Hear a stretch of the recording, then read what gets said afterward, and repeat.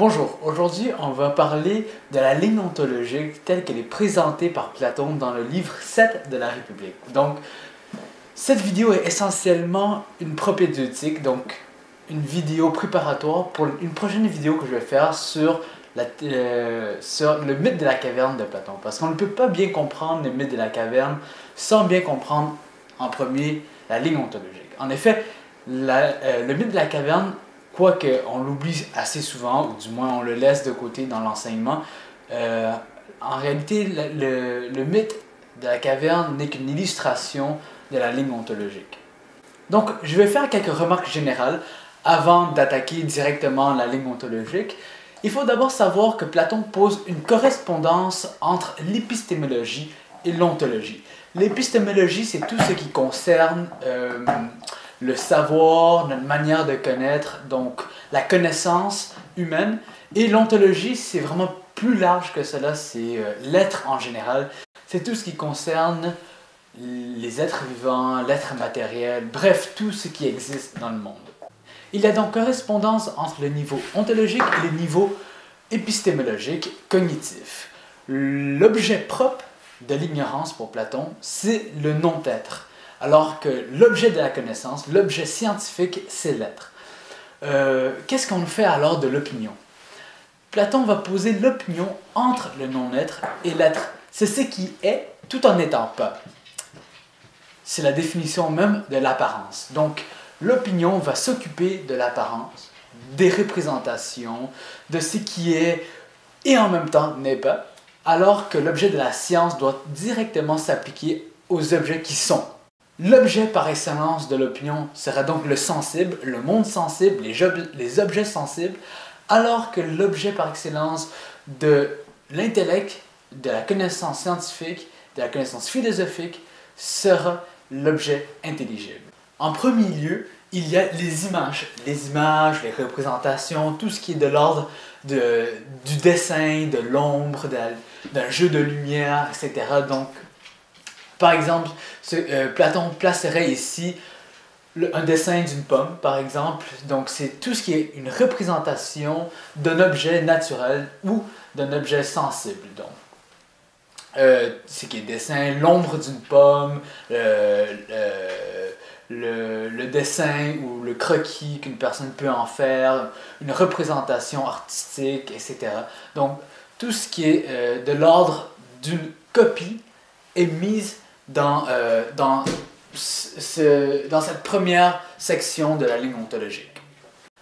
À ces images, qui est donc le niveau ontologique, correspond le niveau épistémologique qui est les représentations, et en grec, ce mot-là est aikasia. La prochaine section sur la ligne ontologique, ce sont les objets naturels, ce sont les objets sensibles.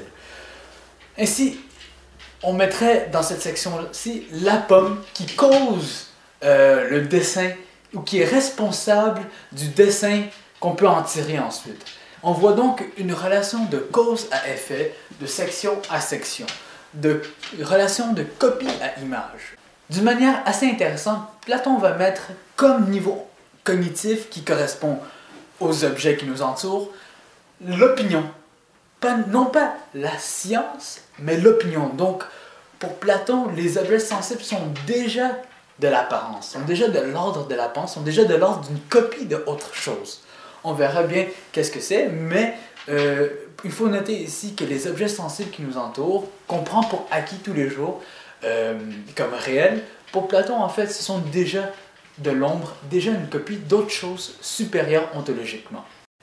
Mais en fait, on peut bien comprendre ce que Platon veut déjà insinuer. C'est-à-dire qu'une personne qui vit dans le monde sensible, sans jamais vraiment s'aventurer dans le monde intelligible, sans vraiment se questionner sur les formes, sur les problèmes mathématiques, sur qu'est-ce qui en fait régule, quelles sont les règles extérieures, quelles sont les formes que peut prendre ensuite notre monde, une personne qui resterait simplement dans le monde sensible sans jamais tenter de s'en extirper pour retirer des concepts abstraits, est effectivement dans l'opinion quelqu'un qui, par exemple, un médecin qui tirerait des remèdes non pas de connaissances profondes et de compréhension profonde du biologisme, mais de l'expérience, par exemple. Du fait que, j'ai souvent remarqué que si je donne tel type de remède à telle situation, ça marche, le patient guérit, et ainsi, il va tout le temps répéter le même rite, mais sans jamais vraiment comprendre qu'est-ce qu'il fait. Les objets sensibles et leur image correspondent au lieu visible, donc au monde sensible dans lequel on vit. Maintenant, les deux dernières sections de la ligne seront le lieu intelligible. Mais comme on le verra, les êtres humains en réalité n'ont accès qu'à la troisième section. Ils ne pourront jamais déborder dans la quatrième, mais on peut suspecter quand même dans d'autres écrits de Platon que lorsque l'âme humaine quitte le corps, elle peut ensuite accéder directement aux formes, aux idées, mais qu'ensuite, en tombant dans le corps, on retourne à la troisième section sans jamais pouvoir franchir l'étape de la troisième à la quatrième section. L'objet ontologique qui correspond à la troisième section, ce sont les hypothèses mathématiques. Donc, pour Platon, les objets mathématiques sont déjà dans un lieu intelligible, c'est déjà de l'abstrait, mais qui se rattachent encore en quelque sorte aux objets sensibles. En effet, les hypothèses mathématiques portent sur le sensible, par exemple, la géométrie. La géométrie, c'est déjà de l'abstrait, mais qui, en fait, renvoie aux objets qu'on peut réellement voir dans le monde. Mais on accède seulement à cette idée vague et confuse de l'idée en soi du triangle par la dianoïa. Donc, c'est le grec pour raison discursive. Donc, c'est une raison qui doit passer par le langage pour traverser, en quelque sorte, le lieu intelligible pour tenter d'atteindre les idées. La dianoïa, donc les hypothèses mathématiques, c'est par exemple la définition du triangle par les mathématiciens. Ils posent des hypothèses, donc justement des hypothèses mathématiques. On parle d'hypothèses qui ne sont pas justifiées. On pose des existences pour ensuite déduire toutes sortes de concepts, dont le triangle, dont la définition du triangle qu'on a aujourd'hui.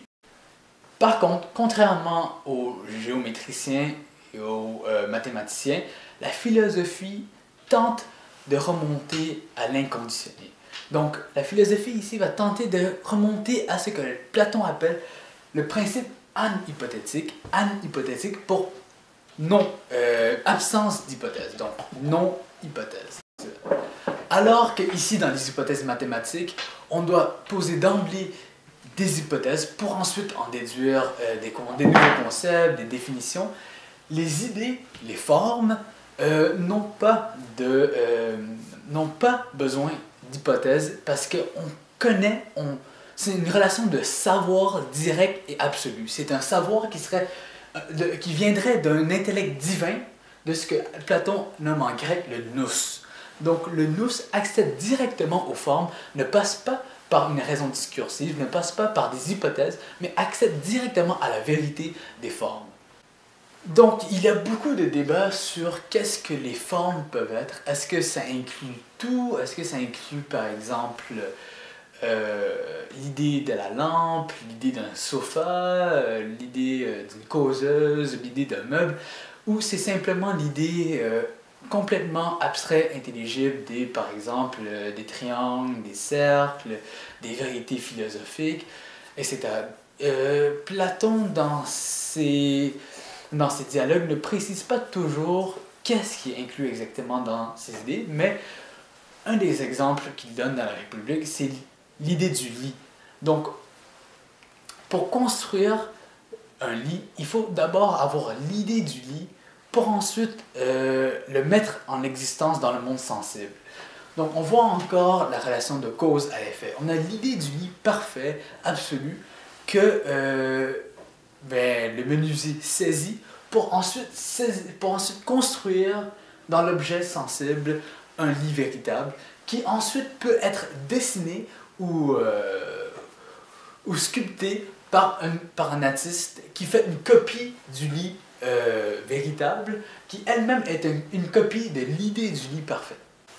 Ainsi, on voit bien une relation de cause à effet, de section à section, mais aussi de lieu à lieu. Donc, le lieu visible est une copie de l'idée intelligible, ou autrement dit, le lieu intelligible est la cause du lieu visible. Ainsi, à chaque fois qu'on régresse dans les sections précédentes, plus on va perdre d'un niveau ontologique, plus on va régresser dans les niveaux ontologiques et plus on va perdre de vérité. Ici, dans les formes, la vérité est absolue et à fur et à mesure qu'on recule jusqu'à atteindre les images, on perd presque toute vérité, presque toute connaissance scientifique. Platon précise cependant que les idées ici sont très peu, et ensuite il y a un petit peu plus d'hypothèses mathématiques, il y a vraiment beaucoup plus d'objets sensibles qu'il y a d'hypothèses mathématiques, et encore une fois, il y a abondamment plus d'images qu'il y a d'objets sensibles. Donc, plus on progresse vers l'avant, moins il y aura d'objets ontologiques. Ici, il y en a très peu, et ici, il y a une abondance extrême. En fait, évidemment, pour, par exemple, une pomme, il y a plusieurs dessins possibles de cette même pomme. Il y a plusieurs ombres créées par cette pomme. Toutes ces images-là se rattachent à une seule pomme, mais ces pommes-là, en fait, ont plusieurs types de pommes aussi. Donc, il y a les pommes vertes, il y a les pommes rouges, etc. Dans un pommier, il y a une centaine de pommes. Et ensuite, il y a l'hypothèse mathématique de la pomme qu'on peut conceptualiser par les mathématiciens. Donc, par plusieurs définitions possibles de la pomme, on peut arriver à une définition assez générale. Mais ensuite, il y a l'idée unique, une seule idée de la pomme en soi. Donc, où se situent les êtres humains?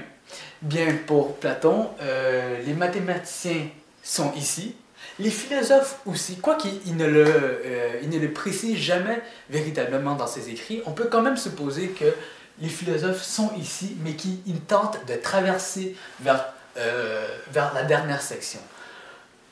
Pourquoi je dis cela? C'est que, en fait, le nous est réservé à un intellect divin qui saisit d'un seul coup, dans une dialectique parfaite, l'idée en soi. Est-ce que l'être humain est véritablement capable de cela? On le doute assez fort bien. On sera toujours pris dans les hypothèses, on va toujours poser quelque chose avant d'en déduire des conséquences et des concepts. Ensuite, ici, Platon va dire que la plupart des gens sont dans la pistis, sont dans l'opinion, sont dans l'existence assez confortable et dans une croyance générale du monde sans vraiment se questionner sur leur fondement.